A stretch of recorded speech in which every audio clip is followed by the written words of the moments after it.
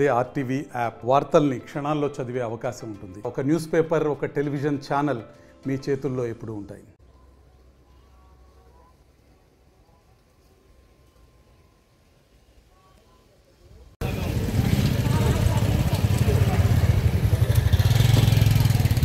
భారత రాజ్యాంగం ప్రకారం డాక్టర్ బాబాసాహెబ్ అంబేద్కర్ రాసినటువంటి రాజ్యాంగంలో స్టేట్ అంటే రాజ్యం,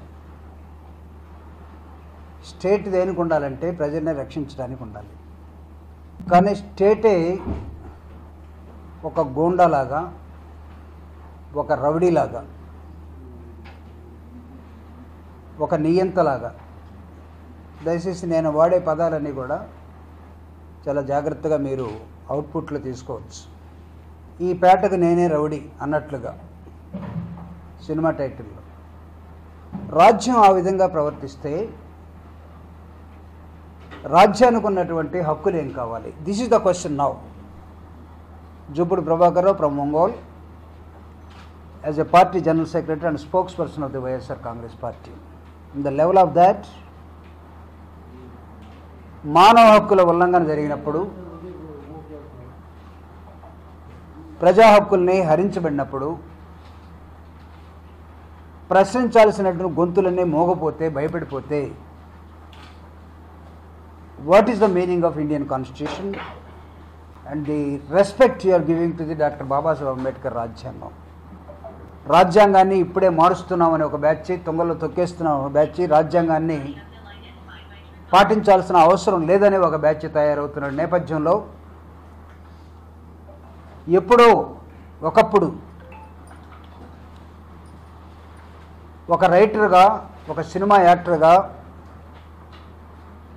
లేకపోతే ఒక బాధ్యతాయుతమైనటువంటి పౌరుడిగా, కళాకారుడిగా తనకు నచ్చినటువంటి రాజకీయ పార్టీలో వైఎస్ఆర్ కాంగ్రెస్ పార్టీ ఓదార్పు యాత్ర నుంచి రాజశేఖర రెడ్డి గారి మరణం తర్వాత ఈ రాష్ట్రంలో ప్రజలందరూ చెలిస్తే వాళ్ళకి అండగా నిలిచినటువంటి పోసాని మురళి అనే ఒక cinema hero, actor and writer కొన్ని విషయాలు మాట్లాడి ఉండవచ్చు.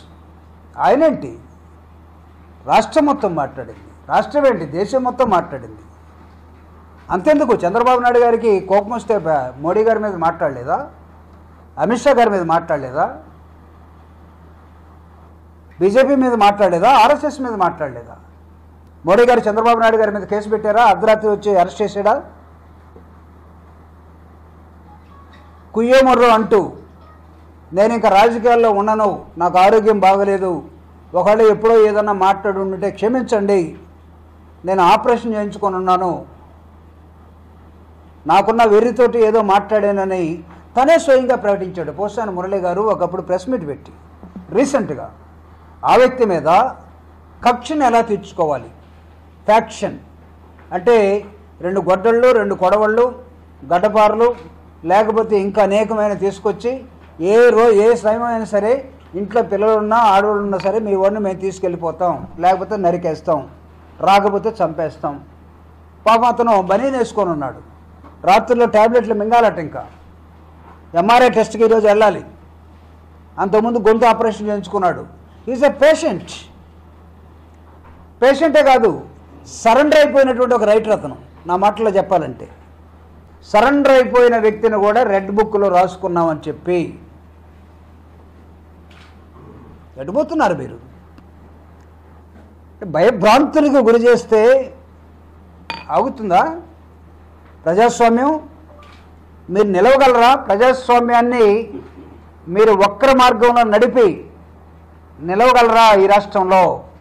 అరే ప్రజాస్వామ్యంలో ఒక్కసారి అధికారం నీకు వస్తే రాక నా ప్రతాపం చూపిస్తానంటే మీరు చంద్రబాబు అనే బంగారు బాతుని ఒకేసారి కోసేసి అన్ని గుడ్లు తినేయాలని చూస్తున్నారు.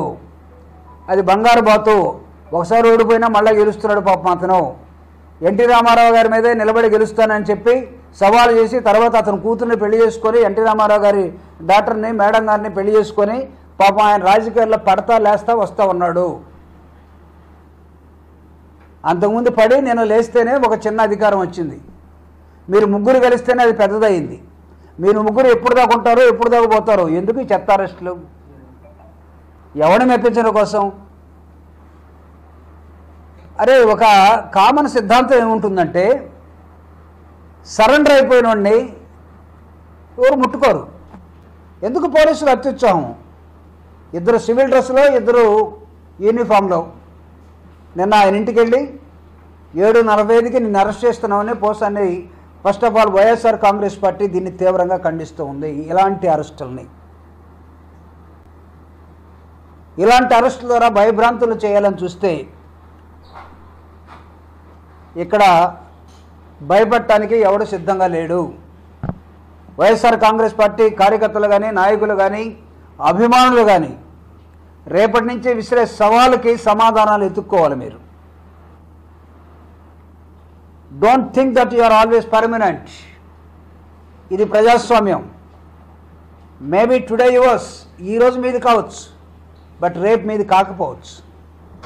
ఏం చూసుకొని ఈరోజు వైఎస్ఆర్ కాంగ్రెస్ పార్టీ సింపథైజర్స్ని, నాయకుల్ని కుట్ర కేసులు పెట్టి, లేకపోతే ఎప్పుడో సంవత్సరం క్రితం 2 సంవత్సరాల క్రితం మాట్లాడిన మాటల్ని వాళ్ళ మనసుతోటి అక్కడక్కడ రాష్ట్రం విశాలంగా ఉంది కదా అని చెప్పి కర్నూలు లేదా అనంతపూర్లోనో లేదా శ్రీకాకుళంలోనో లేదా చిత్తూరులోనో కేసులు పెట్టించి అర్ధరాత్రి మనుషులు లాక్కుపోవటానికి ఏంటిది? వ్యవస్థను గౌరవించరా? కోర్ట్స్ ఏం చేస్తాయి? పోసాని మురళి గారి కొడుకు, భార్య ఈరోజు హెబియస్ కార్పస్ కేసేస్తున్నారు. మా నాన్నని రాత్రి పట్టుకెళ్ళారు, రాత్రి అంతా ఎక్కడ ఉంచారో, ఏమైనా ఎన్కౌంటర్ చేశాడా లేకపోతే ఇంకేమన్నా అతన్ని ఏమన్నా చేశారా మాకు అర్థం కావట్లేదు, మా ఆయన ఎక్కడున్నాడో మాకు చూపించండి అని హెబియస్ కార్పస్ ఈరోజు కోర్టులో వేస్తున్నారు. మరిన్ని వీడియోస్ కోసం ఛానల్ ని సబ్స్క్రైబ్ చేయండి. లేటెస్ట్ అప్డేట్స్ కోసం వాట్సాప్ ఛానల్ ని ఫాలో అవ్వండి. అండ్ లింక్ డిస్క్రిప్షన్ లో ఉంది.